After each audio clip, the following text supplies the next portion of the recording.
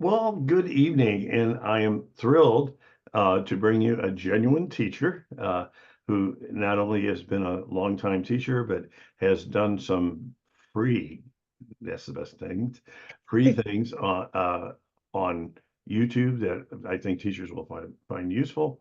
And her name's Julia Armstrong, and I'm going to turn things over to her and ask her to tell us a little bit about herself. And here we go. Thank you for letting me join your podcast again. I'm so excited to be with you. My name is Julia Armstrong. This is my 28th year in education. I have been a reading recovery teacher for many years, and I currently am a reading specialist in an elementary school in Howard County, Maryland. I also am an author, and as you mentioned, I have created some puppet skits and music to support my students in reading. Okay, well, let's move on to, and this time, technology is working. Let's move on to talking about you and helping students with fluency, and especially your use of music for that, and some of your ideas and things with high frequency words. So I'll turn things back over to you to tell us about that, please. Sure. So I am a lover of music, and I have found a very strong connection to music and helping students with memory.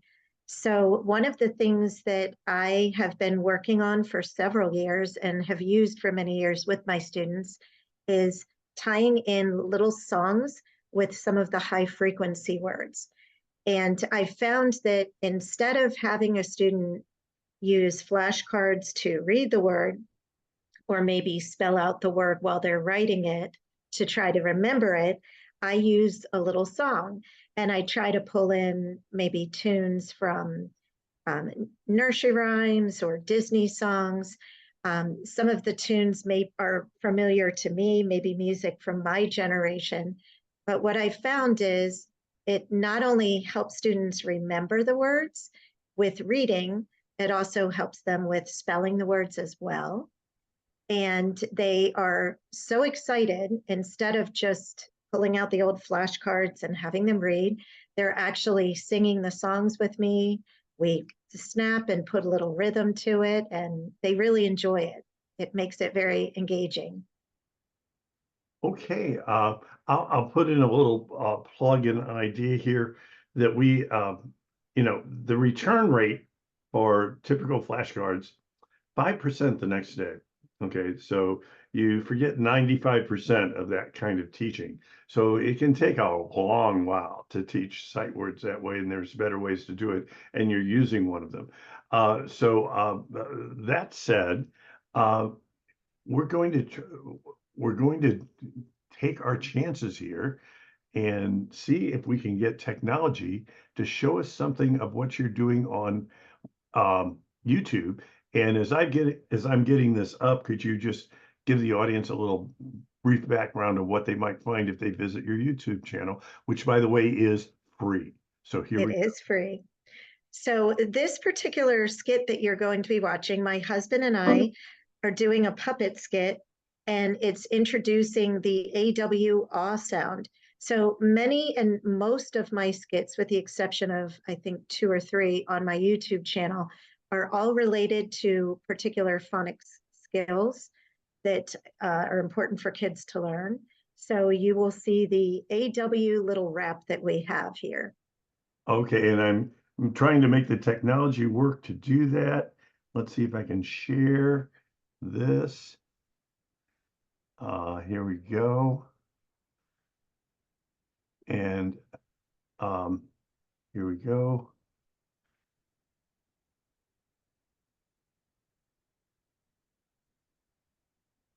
Is it happening? Yes, it Yes. is. All right.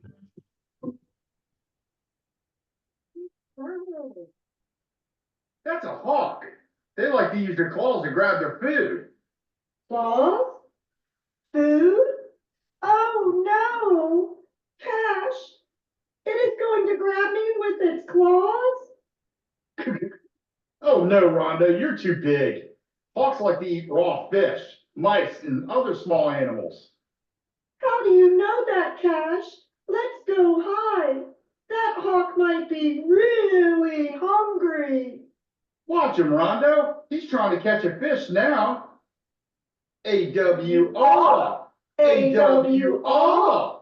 I saw a hawk. It used its claws to grab a raw fish. Hey, Cash, you were right. And I was really scared.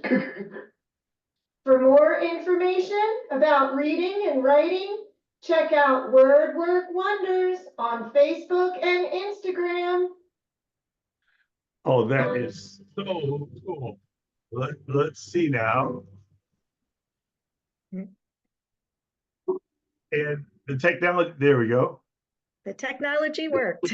Yeah, okay, and I got it to stop. All right. Okay. Oh, man! Oh, man! Oh, no, I didn't. That's the next video rolling in. All right, let's see. They will roll in one from the other too, sometimes if you let them play. But that's actually a project, that's what kept us busy during the pandemic. I bought a green screen, and since we were cooped up in the house, we just decided to make puppet skits. So that's what kept us busy. Okay, and I'm trying to find out how to stop this for good. Here we are. Oh dear. Well, let's see. I'm hoping it doesn't, I hope it doesn't just pop itself back on.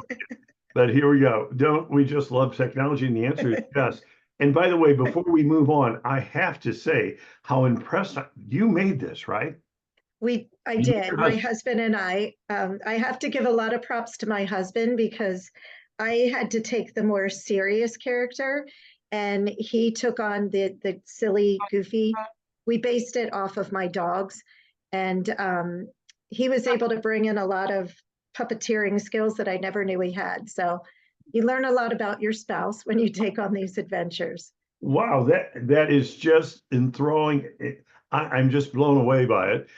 Now, getting into the nitty gritty of it, how many videos are up there, and which sounds are dealt with these free? I'm going to say it again, free videos. Tell us about that. So I initially had one for each story that I wrote, and I had 13 stories. So there are 13 skits. However, I have recently just published a couple of more text on Amazon. So the goal this summer is to make a puppet skit I have a new book with OA and a new book with EE and EA. So be looking for a couple more skits, hopefully by the end of this summer. But there are 13 phonic skits, AW, the OI, OY. I also have ER, IR, and UR, and AR. So a lot of the R controlled. Then I have EW, let's see, OO. Did I say OW, AI, AY? And I think that may be most of them. Yes. Okay, and just to be clear, I did hear you say that for every video up there with the sound, there is a book that you've written, so they can get the video and the book. Am I right about that? That is correct. And I have, well, this is just the stack of them. There are, I think I'm up to 15 now, 15 or 16 books. I think about 15. Okay, can you hold just one of them up so we can see a clear title? Sure. So this is the puppet skit. There's a little bit of a glare. This is A Hawk in the Lawn. And one of the things that I tried to do with most of the books, there are a couple that do not have nonfiction sections, but most of the books have a fiction and a nonfiction section. So what I wanted to do was take decodables instead of making, I knew there was a need and a demand for a variety of decodables. And I wanted something that wasn't dull, like the fat cat sat on the mat and went tickety tack. So I developed a decodable that I wanted to use some of the same language structure that Pioneer Valley used with that natural flow to help with fluency. So my goal was to make stories that students could read using their own language. Wow, oh, look, and have that sort of language mixed in along with a text that had some meaning to it. So, for instance, with the nonfiction part in this story, it talks about a little boy who woke up at dawn. He was drawing the sunrise, and he saw a hawk in the lawn that was trying to catch this mouse.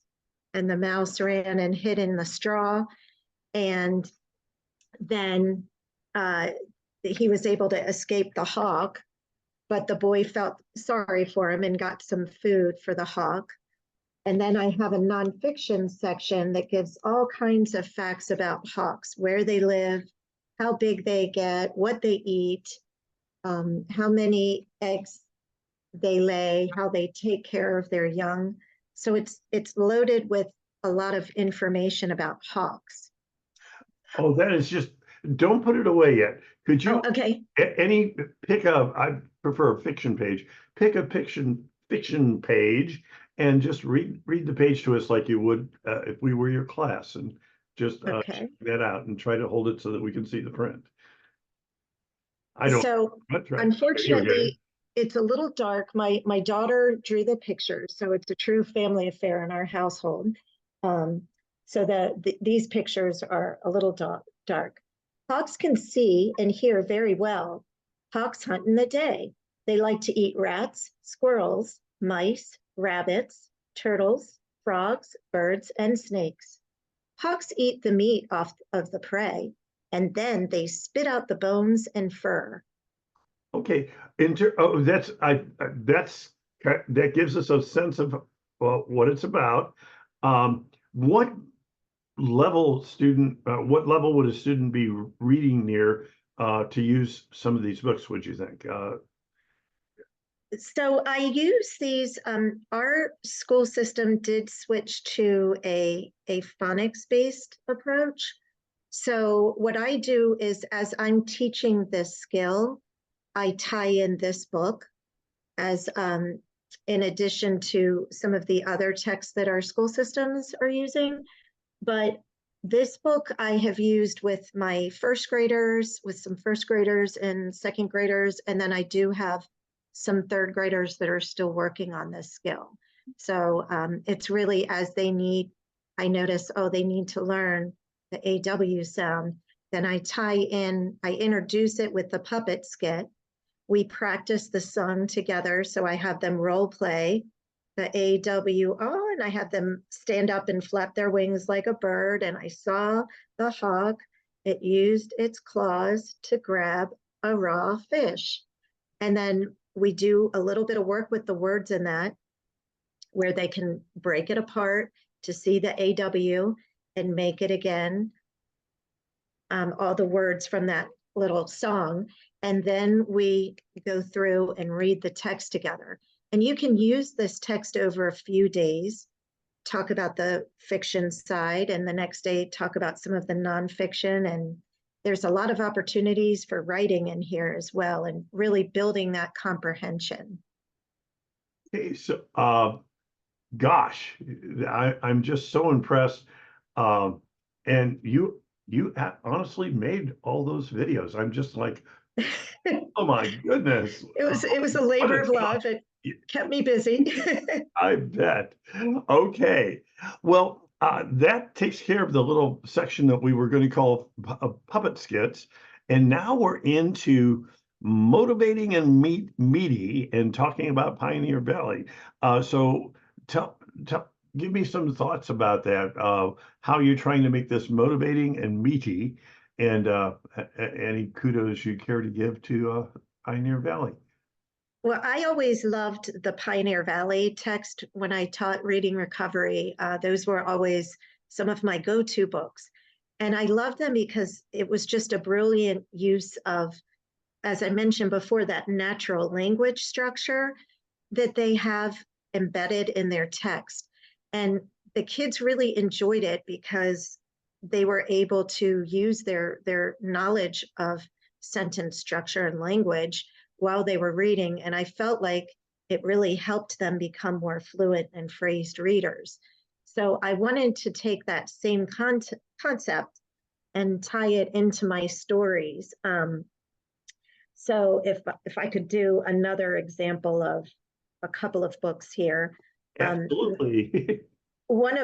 Another funny story that I used, Rondo and the Skunk. I based this story. So my dog Rondo, if you can see the title, was black and white. And I thought, well, this would be a funny story where he confused himself. He saw a skunk out in the yard and thought it was another dog because they look similar. So in the story, I tried to use, obviously, this is teaching EW for the ew, that particular sound. And so Rondo went up to the skunk to say hello. And, oh, look, I see a dog and it looks like me. I'm going to see the new dog. So I'm trying to use the, oh, look. And then my girls see the skunk and they're trying to call him back. Rondo, come here, look out. A skunk is coming, come inside the house. So that lots of opportunities for dialogue and expression. So then at the end of the story, and by the way, the puppet skit does reflect Rondo being sprayed by a skunk. We all know how dogs greet each other and say hello. And Rondo was trying to greet this dog and had a rather unpleasant surprise. And here are my girls plugging their nose and saying, ew, and yuck, and all the, fun expressive words to describe that gross smell. So he tried rolling in the grass, and then mom needed to give him a few baths to get the smell out because the skunk blew a bad smell on him. And then afterwards, she gave him a haircut and used a can of Pepsi to take the smell away. So I tell the story to my kids that, true story, I was actually sprayed with my other dog, Cash, by a skunk. We had a skunk in our front yard and it came towards us and sprayed us both. And we could not get the smell out of my dog. And we tried all the shampoos and all the tomato paste and nothing worked. And then I read that Pepsi actually does break up the oil. So if you're ever sprayed by a skunk, just break out a can of Pepsi, give your dog a haircut, and then pour the Pepsi over and then wash it with the special shampoo. And that helps a lot. But that was a nice conversation that I had with my students.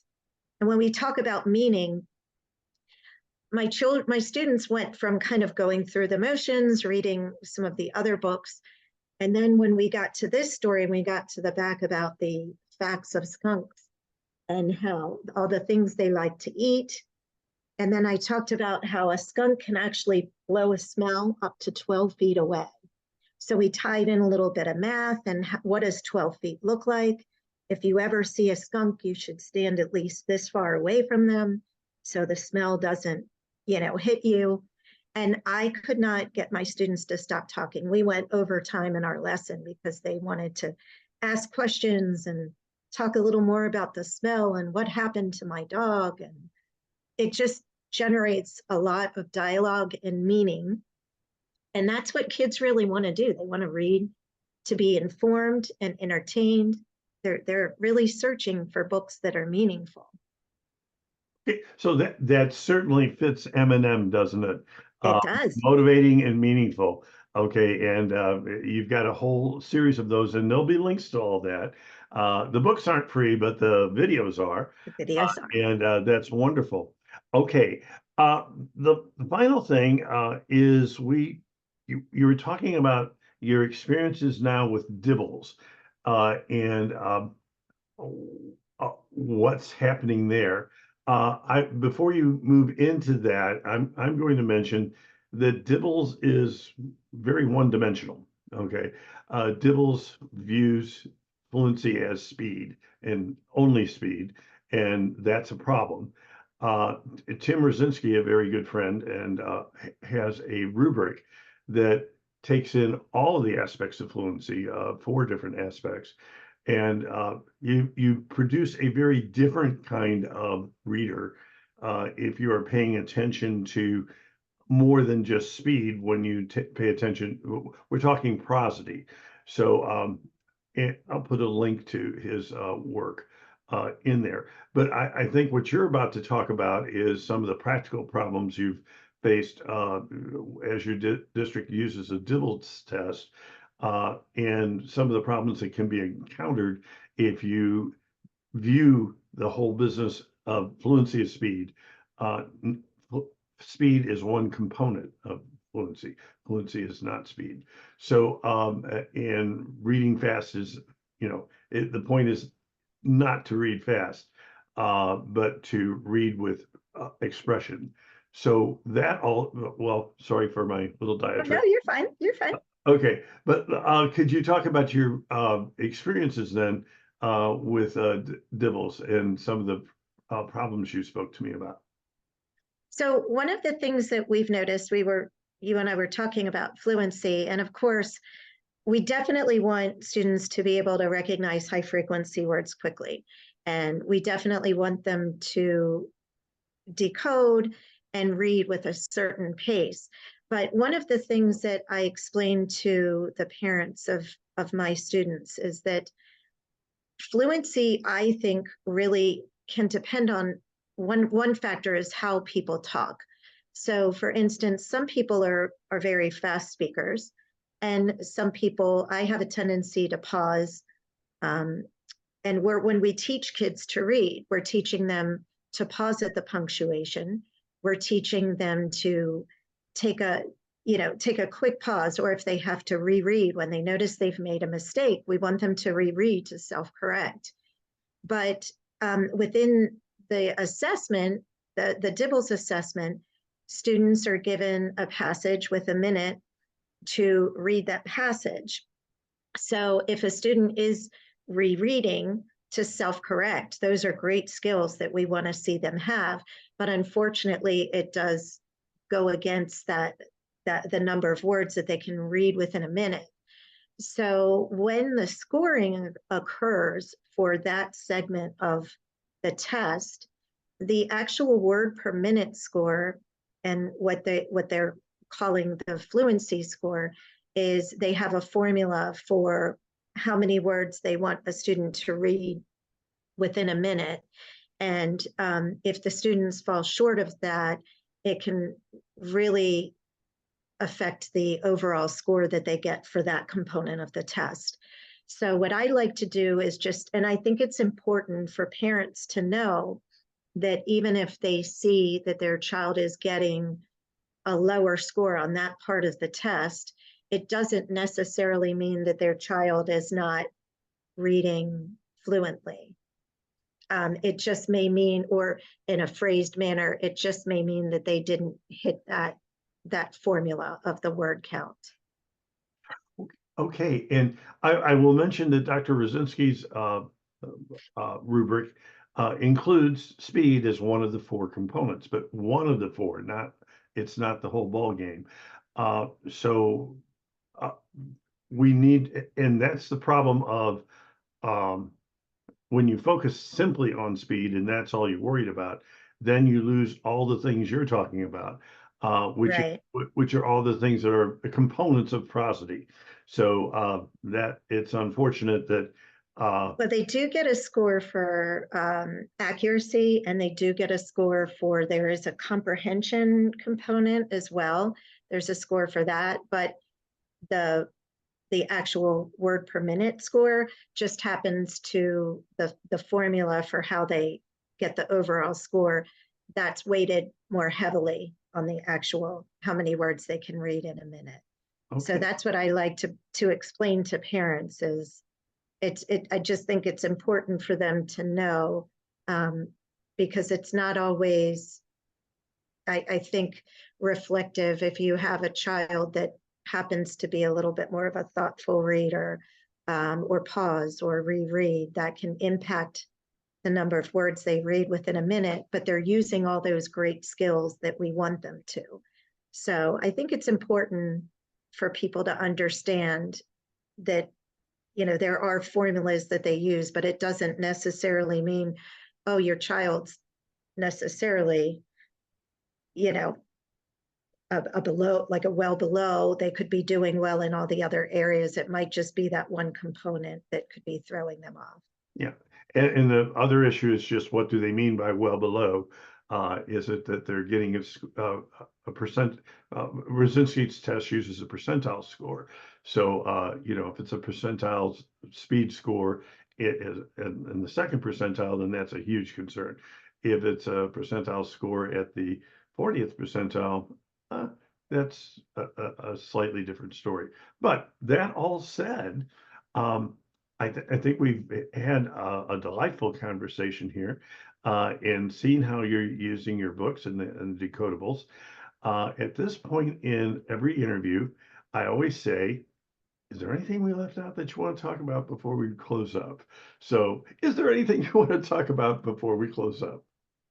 I think I would really, the one thing that I'd like to highlight for teachers is just the power of music is extremely undercut in education. I think if you can figure out a way to tie in songs to what your teaching is, whether it is high frequency words, or as I'm doing, or the puppet skits, there's a very strong connection with music and memory, but also for setting an engaging environment. So embrace your inner child. Don't be afraid to have fun and make a fool of yourself with your students, or with your children, if it's parents listening. It really goes a long way to getting them to buy into what we want them to learn. So embrace the music, have fun, enjoy the time with them, and I think the payoffs will be plentiful. Okay, and I will put a little plug in for some work I'm doing with folks like Eric Litwin and Tim Rosinski and the rest. I'm trying to work together and get a whole webinar around the whole issue of using music. And I had a conversation with Eric just lately, and about not being afraid. The kids don't care.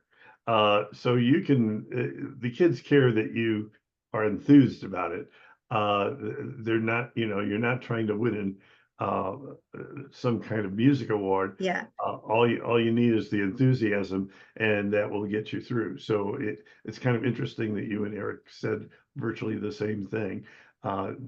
Get out there and make it interesting and motivating. It's And true. music can certainly do that. Well, I really want to thank you. Oh, Uh, and thank you. okay, and this has been delightful, and the puppets things are just amazing and free. And And free. I have an idea, and I'll make sure there's links to your books as well. So that all said, we've now come to that official part where we do a Zoom wave goodbye. So we have to put on our biggest smiles and give ourselves a nice wave. And thank you so much. And that finishes it up. Bye.